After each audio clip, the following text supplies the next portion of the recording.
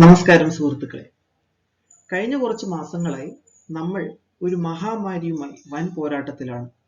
എന്നാൽ ഏതാനും ദിവസങ്ങളായി നമ്മുടെ വാർത്താ ചാനലുകളിലും പത്രങ്ങളിലുമെല്ലാം ഒരു വാക്കിന് ഇമ്പോർട്ടൻസ് കൂടുന്നതായിട്ട് നമ്മൾ ശ്രദ്ധിച്ചു. എന്താണ് ആ വാക്ക്? ഇലക്ഷൻസ്, തിരഞ്ഞെടുപ്പ്. നമ്മുടെ സംസ്ഥാനം വീണ്ടും തിരഞ്ഞെടുപ്പ് ചൂടിലേക്ക് പോയിക്കൊണ്ടിരിക്കുകയാണ്. വരുന്ന ഒക്ടോബർ നവംബർ മാസങ്ങളിൽ തദ്ദേശ സ്വയംഭരണ തിരഞ്ഞെടുപ്പും വരുന്ന ഏപ്രിൽ മെയ് മാസങ്ങളിൽ നിയമസഭാ തിരഞ്ഞെടുപ്പും നടക്കും.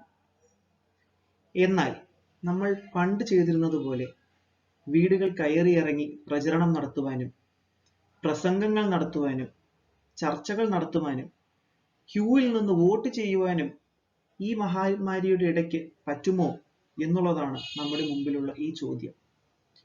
അപ്പോൾ അന്ന് നടന്നിരുന്ന പോലെ ഉള്ള കലാശക്കൊട്ടും ആഘോഷങ്ങളും ആരവങ്ങളും ഇത്തവണത്തെ തിരഞ്ഞെടുപ്പിന് ഉണ്ടാകുമോ എന്നുള്ളത് സംശയമാണ്. എന്നിരുന്നാലും നമ്മുടെ രാഷ്ട്രീയ പാർട്ടികൾ വെർച്വലി കോൺഫറൻസസ് നടത്താനും റാലികൾ നടത്തുവാനും തുടങ്ങിയിട്ടുണ്ട്. നമുക്ക് പ്രതീക്ഷിക്കാം, ഇലക്ഷൻസ് വരുന്നതിന് മുൻപ് ഈ മഹാമാരി കെട്ടടങ്ങി പഴയ ആ ആഘോഷങ്ങളിലേക്ക് പോകാം എന്നുള്ളത് നമുക്ക് പ്രത്യാശിക്കാം. ഇലക്ഷൻസിനെ കുറിച്ച് പറയുമ്പോൾ എന്താണ് ഇലക്ഷൻ? നമ്മൾ ആരെയാണ് ഇലക്ട് ചെയ്യുന്നത്? എങ്ങനെയാണ് ഈ പ്രോസസ് നടക്കുന്നത്? എന്താണ് ബാലറ്റ് പേപ്പർ? ഇതിനെയൊക്കെ കുറിച്ച് കൂടുതൽ അറിയാൻ നമ്മൾ പൊളിറ്റിക്കൽ സയൻസ് എന്ന് പറയുന്ന വിഷയം പഠിക്കണം. നമ്മളിൽ പലർക്കും ചോദ്യമുണ്ടാകും, എന്തിനാണ് ഞാൻ ഈ പൊളിറ്റിക്കൽ സയൻസ് പഠിക്കുന്നത്? ആൾക്കാർ വരും, ഭരിക്കും, പോകും, ഇതുകൊണ്ട് എനിക്കെന്ത് മെച്ചം എന്ന് തോന്നുന്ന കുറെ ആൾക്കാരുണ്ടാകും. അവർക്ക് വേണ്ടി ഞാൻ പറയട്ടെ, നമ്മൾ ഒരു സമൂഹത്തിലാണ് ജീവിക്കുന്നത്. ഒരു സൊസൈറ്റിയിൽ ജീവിക്കുന്ന ഒരാൾ എന്ന നിലയ്ക്ക് നമ്മുടെ ചുറ്റും എന്ത് നടക്കുന്നു എന്നുള്ളതിനെ കുറിച്ച് അറിയാൻ നാം ബാധ്യസ്ഥരാണ്. അതുകൊണ്ട് തന്നെ നമ്മൾ ഇതിനെക്കുറിച്ച് എന്തെങ്കിലും ഒന്ന് അറിഞ്ഞിരുന്നേ പറ്റൂ. അറ്റ്ലീസ്റ്റ് 2 ദിവസം കൂടുമ്പോഴെങ്കിലും ഒരു തവണ പേപ്പർ വായിക്കുകയോ വാർത്താ ചാനലുകൾ കാണുകയോ നമ്മുടെ ചുറ്റും നടക്കുന്നതിനെ കുറിച്ച് ഒരു ബോധ്യം നമ്മൾ തന്നെ വരുത്തി വെക്കേണ്ടത് വളരെ അനിവാര്യമാണ്. നമ്മളിൽ പലരും വിചാരിക്കുന്നത് പോലെ ഇത് വളരെ ബോറിംഗ് ആയിട്ടുള്ള ഒരു സബ്ജക്റ്റും അല്ല. നമ്മൾ വിചാരിച്ചു കഴിഞ്ഞാൽ ഏറ്റവും ഇൻട്രസ്റ്റിംഗ് ആക്കാവുന്ന ഒരു സബ്ജക്റ്റ് തന്നെയാണ് പൊളിറ്റിക്കൽ സയൻസ്.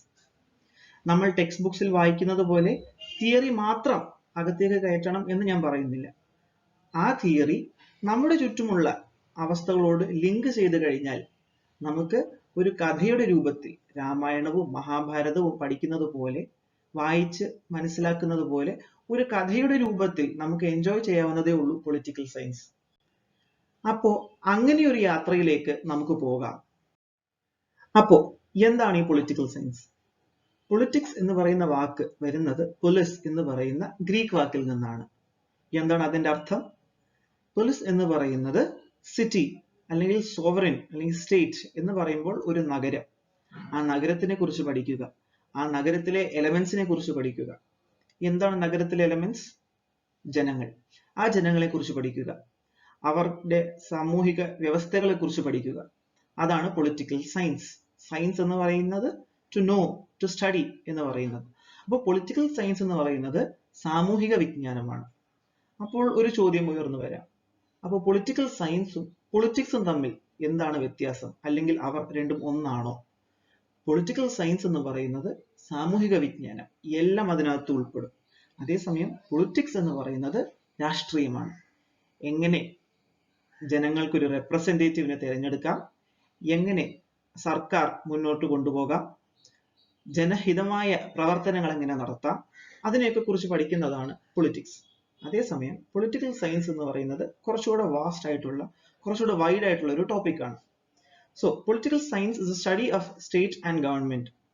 അപ്പോൾ സർക്കാരുകളെ കുറിച്ച് പഠിക്കുന്നതും അത് നടത്തിച്ചു പോകുന്ന ആൾക്കാരെ കുറിച്ച് പഠിക്കുന്നതുമാണ് political science. It is the understanding of the state, that is the principles and ideals underlying its organisation and activities. നേരത്തെ പറഞ്ഞതുപോലെ തന്നെ ഒരു സ്റ്റേറ്റിന്റെ ഉന്നമനത്തിന് വേണ്ടിയിട്ടുള്ള ആക്ടിവിറ്റീസിനെ കുറിച്ചും ഓർഗനൈസേഷനെ കുറിച്ചും പഠിക്കുന്നതാണ് political science. It is A study of A body politic, the association of people into a political community. വിവിധ രാഷ്ട്രീയ പാർട്ടികൾ, വിവിധ ഗ്രൂപ്പുകൾ, ഇതിനെയൊക്കെ കുറിച്ച് പഠിക്കുന്നതാണ് political science. It studies the relations of men and groups to the state and state to other states. അപ്പോൾ men എന്ന് ഉദ്ദേശിക്കുന്നത് മനുഷ്യർ എന്നാണ്. അപ്പോൾ മനുഷ്യരും മറ്റു മനുഷ്യരും തമ്മിലുള്ള ആ ഒരു റിലേഷൻ, മനുഷ്യരും മറ്റ് കമ്മ്യൂണിറ്റീസും തമ്മിലുള്ള റിലേഷൻ, രണ്ട് കമ്മ്യൂണിറ്റീസ് തമ്മിലുള്ള റിലേഷൻ, ആ കമ്മ്യൂണിറ്റികളും സ്റ്റേറ്റും തമ്മിലുള്ള റിലേഷൻ, രണ്ട് സ്റ്റേറ്റ്സ് തമ്മിലുള്ള റിലേഷൻ, ഇതിനെയാണ് പൊളിറ്റിക്കൽ സയൻസ് എന്ന് വിശേഷിപ്പിക്കുന്നത്. ഇതിന്റെ പഠനത്തിനെയാണ് പൊളിറ്റിക്കൽ സയൻസ് എന്ന് വിശേഷിപ്പിക്കുന്നത്. So political science is a social science discipline concerned with the study of state, government and politics. Aristotle defined it as a study of the state. Aristotle എന്ന് പറയുന്ന മഹാചിന്തകൻ പറയുന്നത് it is a study of the state. സ്റ്റേറ്റിനെ കുറിച്ച് പഠിക്കുക എന്നുള്ളതാണ് political science ആയിട്ട് ഏറ്റവും simple ആയിട്ടുള്ള definition കൊടുത്തിരിക്കുന്നത്. It deals extensively with the theory and practice of politics and the analysis of political systems and political behavior. അപ്പോൾ രാഷ്ട്രീയത്തിലുള്ള സിസ്റ്റംസിനെയും ബിഹേവിയറിനെയും കുറിച്ച് പഠിക്കുന്നത്, അത് വളരെ വൈഡായിട്ട് പഠിക്കുന്നതിനെ കുറിച്ചാണ് പൊളിറ്റിക്കൽ സയൻസ് എന്ന് പറയുന്നത്. To summarize, political science is a study of how power is achieved, shared or used in the realm of state, governance and global relations.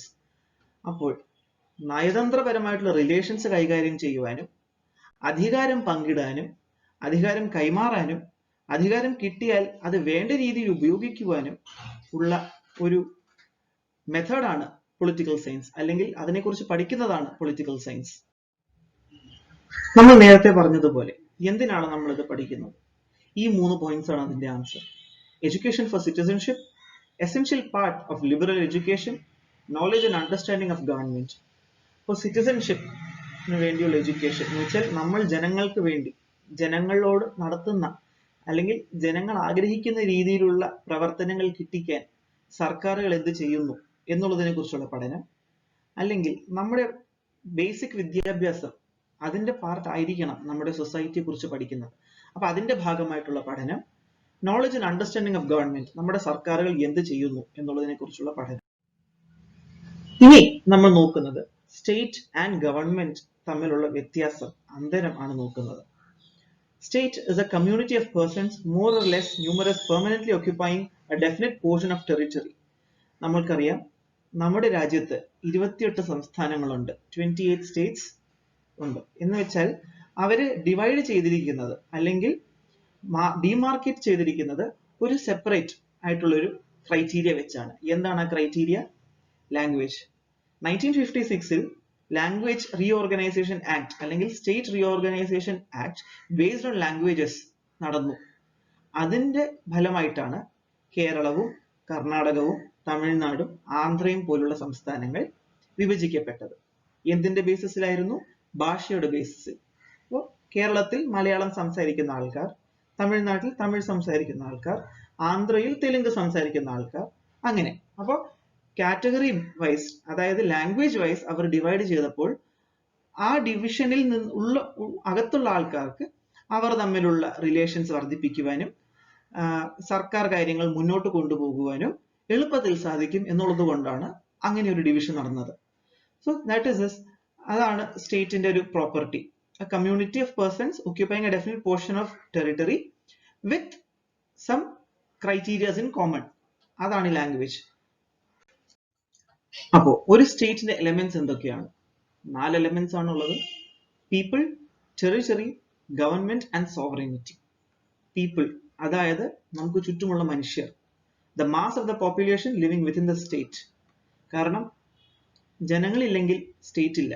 അപ്പോൾ people, അതാണ് ഏറ്റവും മെയിൻ എലമെന്റ് എന്ന് പറയുന്നത്. ഏറ്റവും ഇമ്പോർട്ടൻസ് കൂടിയ എലമെന്റ് എന്ന് പറയുന്നത് ജനങ്ങളാണ്. Territory, that is a fixed portion of the surface on the earth inhabited by the people of the state. ആ ഒരു ഗ്രൂപ്പ് ഓഫ് പീപ്പിൾ, ആ ഒരു മാസ്, അവർ താമസിക്കുന്ന സ്ഥലം, ആ ഒരു ഏരിയ, ആ ഒരു ഡിമാർക്കേറ്റഡ് പോർഷൻ, അതിനെയാണ് ടെറിട്ടറി എന്ന് പറയുന്നത്. കേരളത്തിനെ സംബന്ധിച്ച് നോക്കുമ്പോൾ മലയാളികൾ താമസിക്കുന്ന ആ ഒരു പോർഷൻ ഓഫ് ഏരിയ, ആ ഒരു പോർഷൻ ഓഫ് ലാൻഡ്, ആ ഒരു ബൗണ്ടറിക്ക് അകത്ത് വരുന്ന സ്ഥലം, അതാണ് കേരളം. അതാണ് ഒരു സ്റ്റേറ്റിന്റെ territory. Government, agency through which the will of the state is formulated, expressed and carried out.